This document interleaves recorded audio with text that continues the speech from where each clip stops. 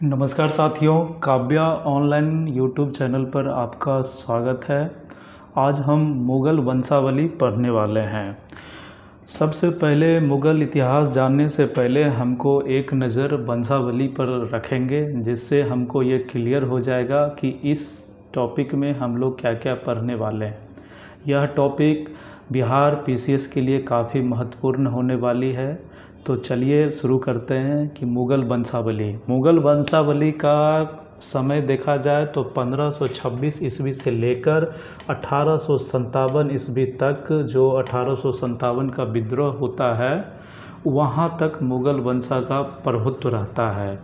वही देखा जाए तो भारत में सबसे पहले जो शासन स्थापित किए थे बाबर, उसका पूरा नाम था जहरुद्दीन मोहम्मद बाबर, जिसका समय काल था 1526 से लेकर 1530 ईस्वी तक। बाबर के बारे में देखा जाए तो बाबर जो थे, पितृक वंश से वो तैमूर से आते थे और माता के वंश से वो चंगेज़ खां के वंश से आते थे। लेकिन बाबर अपने आप को तैमूरियन कहलाना ज़्यादा पसंद करते थे।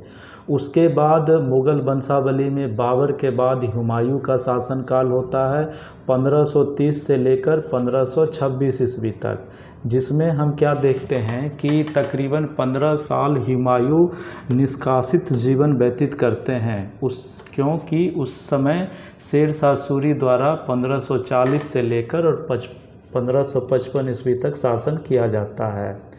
वही इसको हम बाद में पढ़ेंगे से क्या घटना था। अभी वंशावली देख रहे हैं तो एक पैटर्न पे समझते चलते हैं। हुमायूं के बाद आता है अकबर।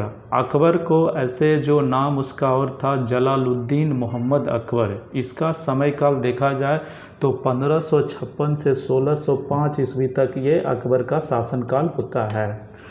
अकबर के बाद जो आते हैं वो होते हैं जहांगीर। जहांगीर का जो पूर्व नाम था वो सलीम था। सलीम के बाद ही वो जहांगीर बने थे। तो इसका समय काल जो है 1605 ईस्वी से 27 ईस्वी तक होता है। जहांगीर के पुत्र जो बड़ा पुत्र थे वो थे, वैसे तो 4 पुत्र है, लेकिन इसमें हम बताते चलते हैं कि जहांगीर का पहला पुत्र जो बड़ा पुत्र था वो था खुसरो मिर्ज़ा, जिसको दावर बख्श कहा जाता था, जिसका हिंदी में सामान्य अर्थ होता है बलि का बकरा। वही जहांगीर के बाद आता है शाहजहाँ खुर्रम। खुर्रम नाम था, बाद में जाके शाहजहाँ की उपाधि उसको प्राप्त होती है।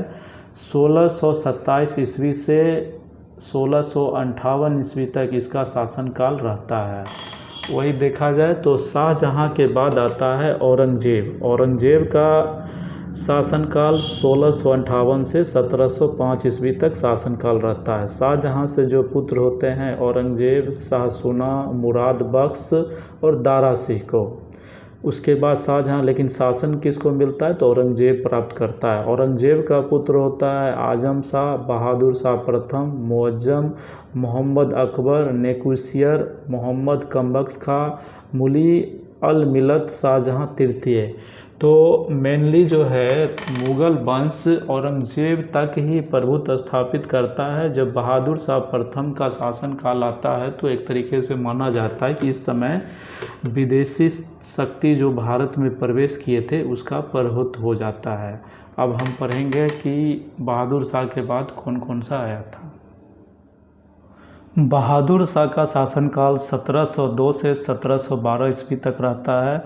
उससे जो संबंध रखने वाले व्यक्ति होते थे आजिम उस शान, रफ़ी उस शान, जहाँ दारा शाह और खुजस्ता अख्तर। तो जहाँ दारा शाह से जो बहादुर शाह के बाद जिसको शासन प्राप्त होता है वो होता है जहाँ दारा शाह। जहाँ दारा शाह को जुल्फ़िकार खां की मदद से शासन प्राप्त होता है और इसने जजिया बंद करा दिया था। जहाँदार शाह का एक खासियत था कि इसने जजिया बंद करा दिया था। जहाँदार शाह के बाद शासन किसको मिलता है तो फारूक सियर को मिलता है। इसका शासनकाल देखा जाए तो 1713 ईस्वी से लेकर 1719 ईस्वी तक रहता है।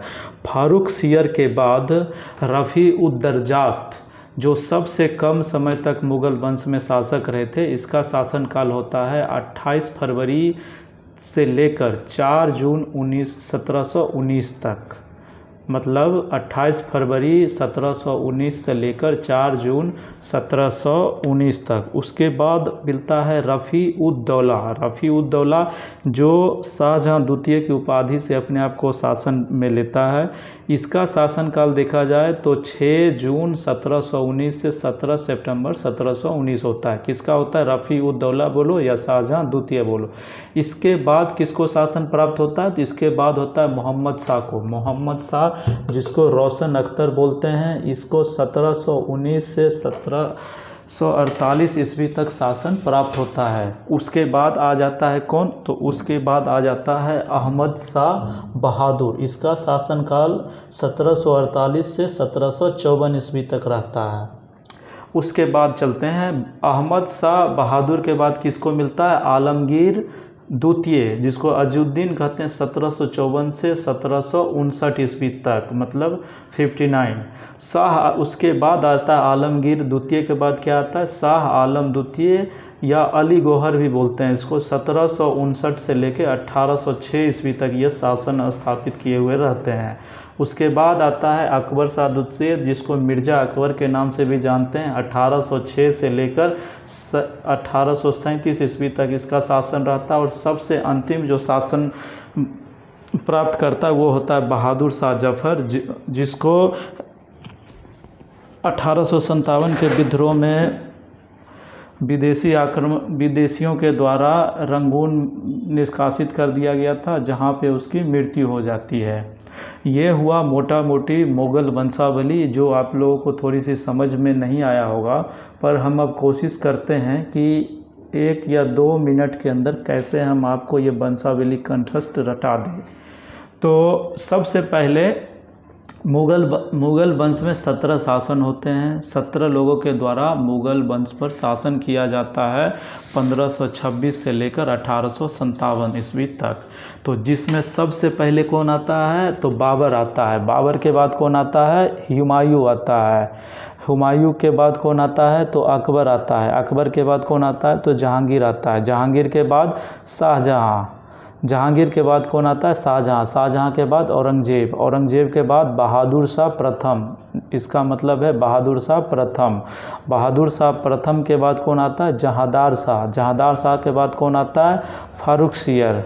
फारुख सियर के बाद कौन आता है? रफ़ी उद दर्जात। उसके बाद कौन आता है? तो रफ़ी उद दर्जात के बाद आता है रफ़ी उद दौला। रफ़ी उद दौला जिसको शाहजहाँ द्वितीय बोलते हैं। रफ़ी उद दौला के बाद कौन आता है? तो मोहम्मद शाह। रफ़ी उद दौला के बाद कौन आता है? तो मोहम्मद शाह आता है। मोहम्मद शाह के बाद कौन आता है? तो अहमद शाह बहादुर आता है। अहमद शाह बहादुर के बाद आता है आलमगीर द्वितीय। इसके बाद शाह आलम द्वितीय। शाह आलम द्वितीय के बाद अकबर द्वितीय। उसके बाद बहादुर शाह द्वितीय। फिर से पढ़ेंगे। पहले कौन आता है? बाबर आता है। बाबर के बाद कौन आता है? हुमायूं आता है। हुमायूं के बाद कौन आता है? तो अकबर आता है। अकबर के बाद कौन आता है? तो जहांगीर आता है। जहांगीर के बाद कौन आता है? तो शाहजहाँ आता है। शाहजहाँ के बाद औरंगजेब। औरंगजेब के बाद बहादुर शाह प्रथम। बहादुर शाह प्रथम के बाद जहांदार शाह। उसके बाद फारुख सियर। फारुख सियर के बाद रफ़ी उद दौला। उसके बाद रफ़ी उद दर्जात। रफ़ी उद दर्जात के बाद आता है रफ़ी उद दौला। रफ़ी उद दौला जिसको शाहजहाँ द्वितीय बोलते हैं। उसके बाद आता है मोहम्मद शाह। मोहम्मद शाह के बाद आता है अहमद शाह बहादुर। अहमद शाह बहादुर के बाद आता है आलमगीर द्वितीय। आलमगीर द्वितीय के बाद आता है शाह आलम द्वितीय। और शाह आलम द्वितीय के बाद आता है अकबर द्वितीय। अकबर द्वितीय के बाद आता है बहादुर शाह। तो अब इसको फिर से 2 भाग में बांट के दिखाते हैं। पहले आप लोग ऐसे याद रखिएगा। पहले औरंगजेब तक याद रखिएगा, यही पूछता है औरंगजेब तक। ये इसको 2 भाग में बांट दीजिए। पहले कौन आया? बाबर आया। बाबर के बाद हुमायूं आया। हुमायूं के बाद अकबर आया। अकबर के बाद जहांगीर आया। उसके बाद शाहजहाँ आया। उसके बाद औरंगजेब आया। फिर अब चलिए दूसरा भाग। इधर हो गया बाबर, हुमायूं, अकबर, जहांगीर, शाहजहाँ, औरंगजेब। ये क्लियर हो गया। उसके बाद पढ़िए। उसके बाद पढ़िए कौन? बहादुर शाह प्रथम पढ़िए। उसके बाद जहांदार शाह पढ़िए। फारुख सियर पढ़िए। रफ़ी उद दर्जात पढ़िए। उसके बाद रफ़ी उद दौला या शाह आलम द्वितीय। उसके बाद मोहम्मद शाह। मोहम्मद शाह के बाद अहमद शाह आलमगीर द्वितीय। उसके बाद शाह आलम द्वितीय। उसके बाद शाह आलम द्वितीय को अली गौहर खां भी बोलते हैं, अली गौहर भी बोलते हैं। उसके बाद अकबर द्वितीय। फिर बहादुर शाह पढ़िए। चलिए फिर से एक बार पढ़ाते हैं आपको। बाबर हो गया, हुमायूं हो गया, अकबर हो गया, जहांगीर हो गया, शाहजहां हो गया, औरंगजेब हो गया। उसके बाद क्या पढ़ेंगे? बहादुर शाह प्रथम, जहांदार शाह, फारूक सियर, रफ़ी उद्दरजात, रफ़ी उद्दौला या शाहजहां द्वितीय। उसके बाद मोहम्मद शाह, उसके बाद अहमद शाह बहादुर, आलमगीर द्वितीय जिसको क्या बोलते हैं? अजुद्दीन बोलते हैं। उसके बाद शाह आलम द्वितीय, इसके बाद अकबर द्वितीय, उसके बाद बहादुर शाह द्वितीय। तो ये रहा मुग़ल वंशावली। हम उम्मीद करते हैं कि थोड़ा बहुत आपको अंतिम में रिकॉल हो गया होगा।